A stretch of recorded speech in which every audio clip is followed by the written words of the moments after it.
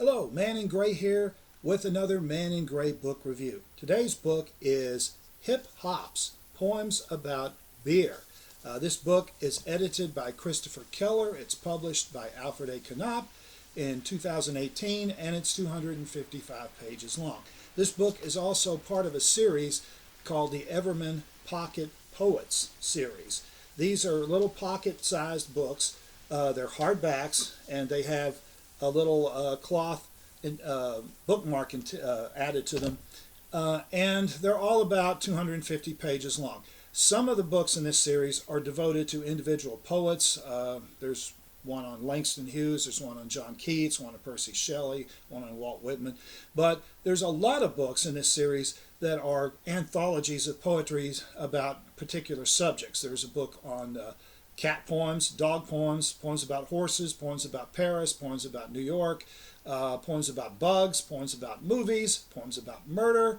Almost any topic that poets have been writing poems about has one of these pocket poet books. The book on beer I particularly enjoy because a lot of people have the attitude about poetry, people that aren't poetry fans, that poetry is ultra serious and really complicated and hard to understand, and a lot of that's due to the fact that some contemporary poetry, or especially poetry from the 1950s to like the last 20 years or so, is that way. Under the influence of T.S. Eliot, a lot of poems became very obscure and difficult to read, and very hard, difficult to deal with, and really, really serious and lacking in humor. Well, these poems are different. They have a lot of, they're short. Most of them are only a page or two long. Some are just one paragraph long, and they tend to be quite humorous because, of course, they're dealing with the subject of beer. The introduction by Christopher Keller talks a little bit about the history of beer and its influence on writers. Beer is one of the first, if not the first, alcoholic drink that humans figured out how to make. As the introduction points out, there's archaeological evidence that people were brewing beer in the Middle East 12,000 years ago. And of course, in the 1600s and 1700s, a lot of people in Europe drank beer, kind of watered down beer, instead of water, because water was dangerous to drink. It was full of bacteria. Of course, they didn't know about bacteria back then, but they knew that if you drank water, you would often get cholera or typhus or some serious disease, amoebic dysentery. And so people tended to drink beer mixed with water, mixed with beer, or just watered down beer.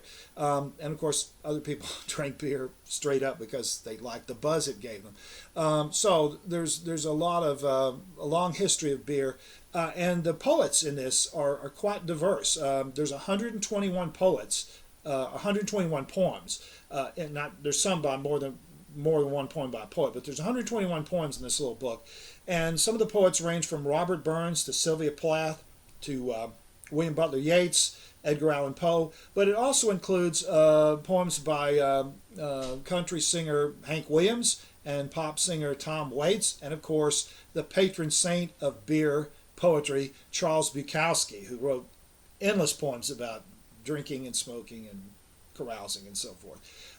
It's a fun book to read, and it's sorted into groups of like poems. There's sections to it. Let me go ahead and read you the sections here, the categories of poetry.